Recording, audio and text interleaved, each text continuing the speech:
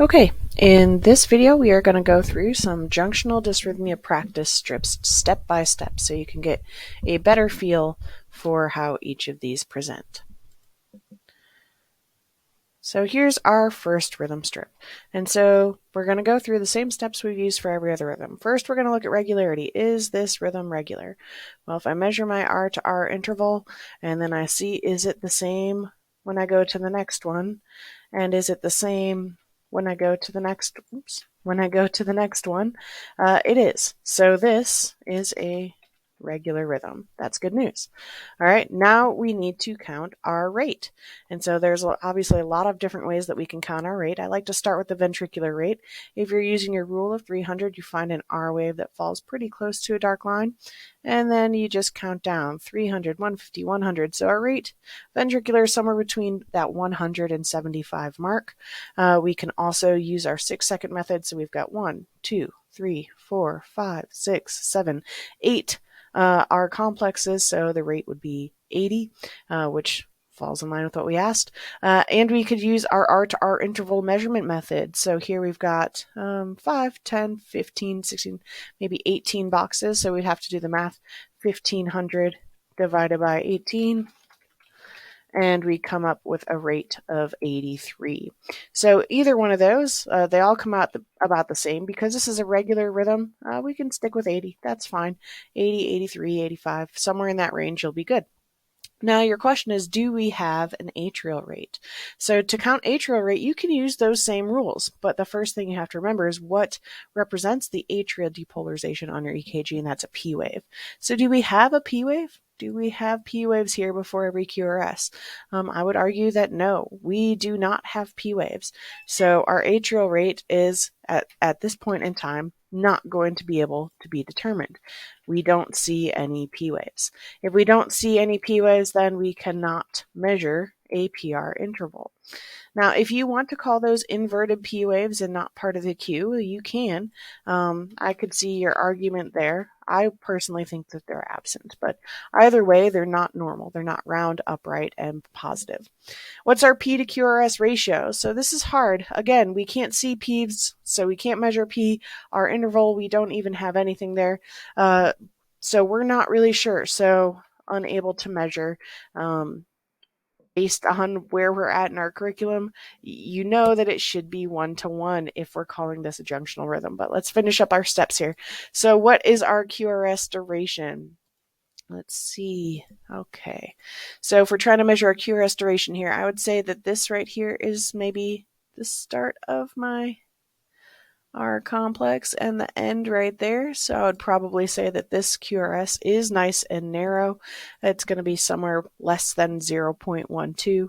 I would call it 0.08 personally. And our T waves. So now we've got T waves.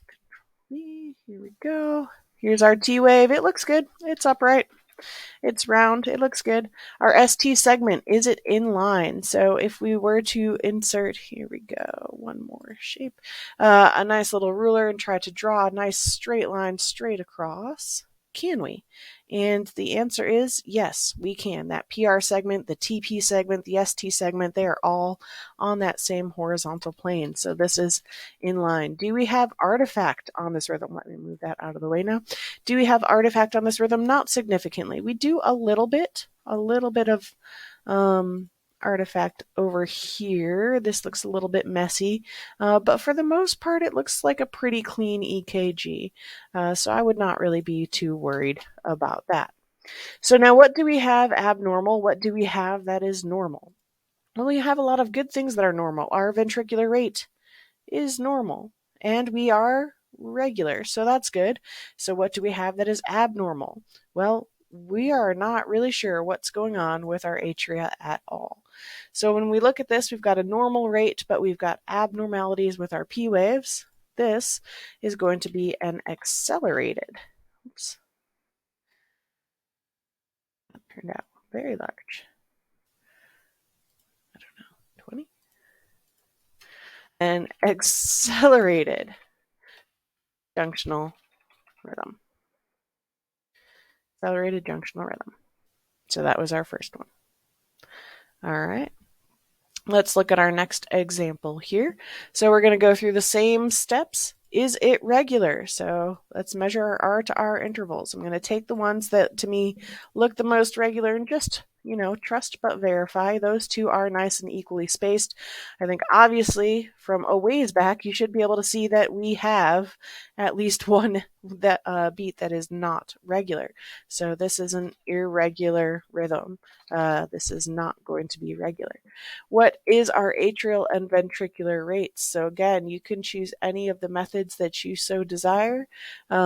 So I personally, with an irregular rhythm, prefer to use the 6-second method. So we've got 1, 2, 3, 4 QRS complexes. So our ventricular rate is 40. What is our atrial rate? So atrial rate, we're looking for P waves. We're looking for P waves. Do we have P waves? I've got 1, not there. 2, 3 P waves. So our atrial rate is only 30. What is our QRS duration? So if I'm trying to measure a QRS duration, this is a nice clean EKG. This one right here. Nope, this one's even more aligned with a line. So on that small line right there, and it ends right here. That looks to be less than 3 small boxes apart. You could verify on some of these other ones as well. The boxes are a little faded on this EKG, but this is a nice, normal, narrow, and go 0.10, narrow complex QRS. So what about our P waves? Well, we definitely identified we're missing 1. So 1 is missing. The rest are good. The rest look great. What is our PR interval? So when you have multiple varieties, if you only have one outlier, then you measure what's the standard. So we can measure our standard PR interval here. This one starts right on this dark line, and then it's going to end right about there. So maybe about 0.16. So our standard PR interval is 0.16. I'll put it under the upright one. We are not going to measure the one that's missing, well, because obviously we can't. What's our P to QRS ratio? So here we have more QRSs. We have at least one extra QRS. And you can always kind of link that back together, right, to your rate. You have a higher ventricular rate, that means more QRSs, than you do atrial rate. So we have extra QRSs. So when we think about the heart, the ventricles are potentially depolarizing and contracting more frequently than the atria. Our T waves are present. They are upright. They look good. Nothing to report on there. Our ST segment for this one is also in line, and this is a very clean EKG. No artifact present. So again, what do we have that is normal, that is good? Well, we have a narrow QRS. That's nice. And mostly upright P waves, but we have a lot that's abnormal. We are slow from normal for sure, and we have at least one P wave problem. We are very slow. So since we're able to identify one problem, we need to kind of describe that one problem. So that one problem, that one problem is a junctional complex, right? So we're missing a P wave. We don't have good kind of forward directional atrial depolarization. So our one complex is a junctional complex. Now ask yourself, is a premature junctional complex or a junctional escape complex? And to do that, you want to look at your standard R to R interval. So our standard R to R interval, that was my last normal beat. And I would have expected the next heartbeat to come right here. So this guy that is the outlier, did not come too early. He came too late. So this is a junctional escape complex. So that is our outlier beat, but that is not the rhythm. So the rhythm goes before that. So with a junctional escape complex, what is our rhythm? Well, our rhythm is actually regular. So of what we can see, we have good R to R spacing when there is good P to QRS conduction. So our rhythm is regular. The rate is still super slow. We do have upright P waves. So this is a sinus bradycardia. Sinus bradycardia with a junctional escape complex. All right, next rhythm here. All right, go through our same steps here. Is it regular? Can I measure one R to the next R? Can I predict when that next R interval is going to come? And no, you cannot. Off the bat, this is an irregular rhythm. So this is not doing very well. Irregular. Sorry, my typing skills are not amazing. All right, so it's irregular. So what is our ventricular rate? Well, with irregular rhythms, you should always use your 6-second method. So we've got 1, 2, 3, 4, 5, 6, 7, 8, 9, 10. So our ventricular rate is 100. Not quite tachycardic. What is our atrial rate? Or do you want to do Q restoration? Let's do Q restoration. All right, what's our Q restoration? So how's our QRS while we're on that topic? So this one here starts right on that small line. And here's our J point right here. So it ends right on this line here. So it's exactly 2 boxes, so 0.08. Now let's talk about these P waves. Do we have P waves? Do we have P waves? So right in the middle here, if I look right before the QRS, I have bump, plural. I don't have one definitive bump, whether it's positive or negative. So no, I don't have P waves. And if I really just kind of look, kind of standing back at the symmetry of this spacing between the R waves, it's a squiggle. It's a messy squiggle. So I would say this is F waves, and that autocorrect, F waves, lowercase f waves. So I cannot measure a PR interval because I don't have a P waves. Now going back to our P to QRS ratio and our atrial rate here. So this is a little bit more challenging to figure out when we don't have defined P waves just to count and multiply by 10. But let's just take any one of these little bumps here and measure it from the start to the end of that bump. And we are coming up with only 3 small boxes. Well, if I use my rule of 300, a rate of 300 would be 5 small boxes. It would be out here. And so that's not what I have. I don't have that. So my atrial rate is over 300. It is very, very fast. So when I look at those two in comparison, ventricular rate's 100, atrial rate is super fast.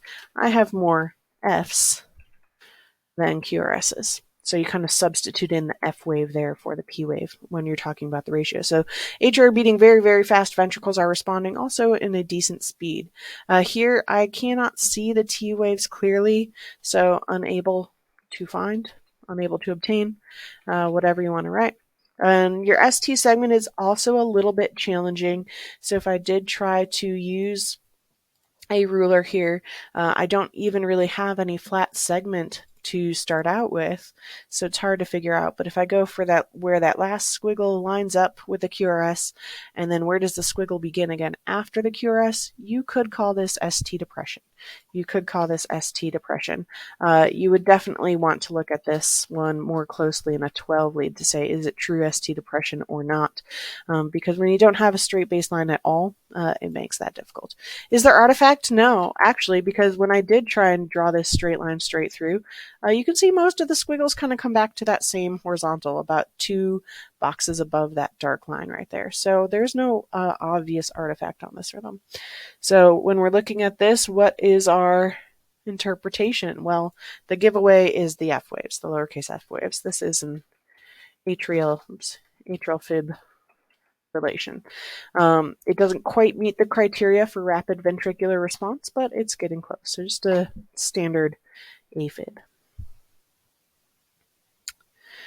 All right, here is our 4th rhythm strip. So let's go through our steps here. Is it regular? Well, let's measure R to R intervals, and you can do this with a piece of paper. Just take a piece of paper next to a printed EKG and make 2 little hash marks, and then move that paper down to the next R to R interval. Is it the exact same spacing? Also, the more you look at this, the more you train your eyes to identify regular spacing versus irregular spacing. This is perfect. This is perfectly regular. All right, what's our ventricular rate? Well, you could use the 6-second method and call it 40. That makes it super easy. With slow rhythms, rhythms, it is a little bit better to use a different method, to use that R to R interval math. So let's just do that because it will probably get a little bit off from 40. So 5, 10, 15, 20, 25, 30, 35, 40, 45, about 51 small boxes in between. So 1500 divided by 51. And that comes out to 29. So it does look a little bit slower. So maybe this is actually not a 6-second strip. So, because that's a decent amount of difference. Oh, that's not, there we go. So anywhere between like 29-ish to 40 would be appropriate. I always double check the math just in case you guys have used one method over the other. So we've got a very slow ventricular rate. That's not good. What's our QRS duration though? How is that looking? So if we look, it starts right here and it ends right here. Again, it's about 2 small boxes. So it's a nice perfect QRS. Duration 0.08 seconds. So now we're looking for our P waves. Do we have P waves? No. We do not have P waves. We don't have any P waves at all. If you wanted to say, this guy right here, is that a P wave? Maybe. But I would say even so, not. It's not very, very tall, very upright at all compared to how tall this QRS is. So no P waves, which means we cannot measure our PR interval, which means we cannot really obtain a good P to QRS ratio. We could presume the P wave is hidden in that QRS, but we can't see it, so we can't really measure it. So cannot measure our atrial rate either. We don't have anything to measure, anything to look at. Do we have T waves? Yes, yes, we do. So if we move our circle here and look at our T wave is upright, so that's good news. T wave is looking decent. But what about that ST segment? So here we go. Take my horizontal again.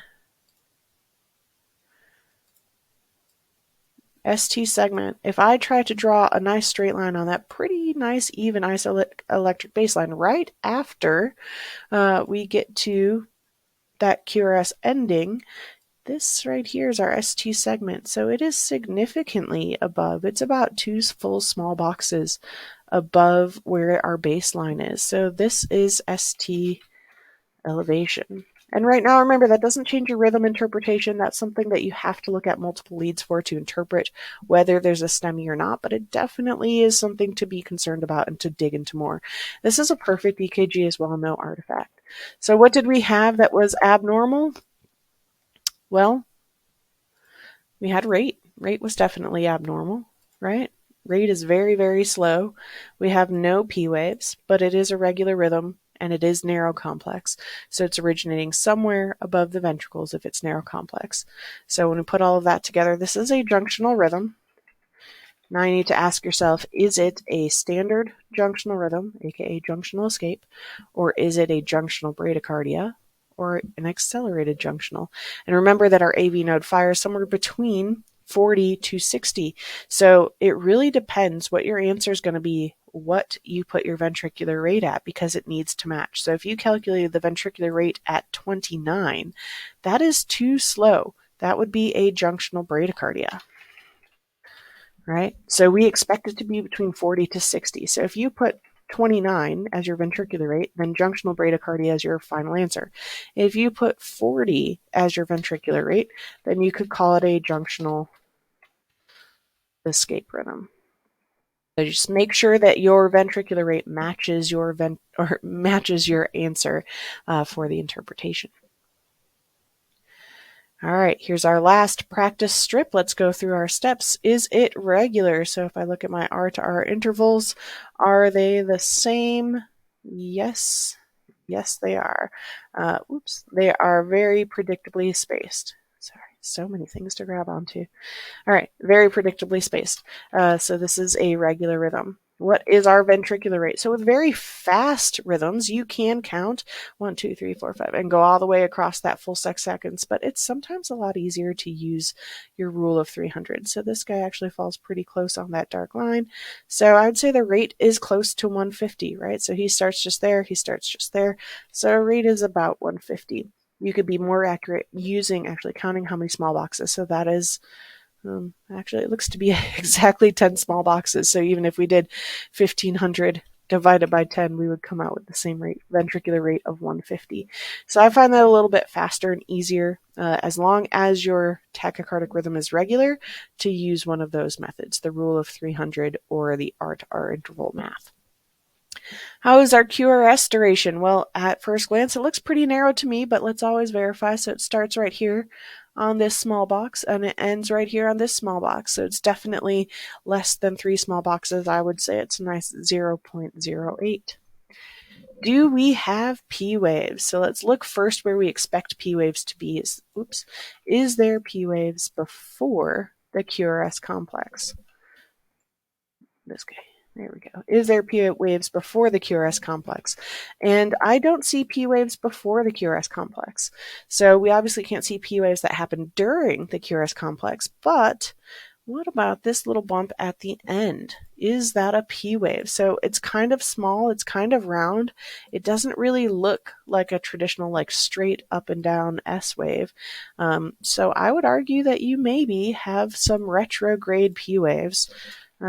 Retrograde P waves that are after the QRS. So they're retrograde means they're inverted and after the QRS. So that's a considerate finding. And again, this is really hard to pick out when the rhythm is very fast and especially only looking at one lead, but we're going to start training our eyes for it.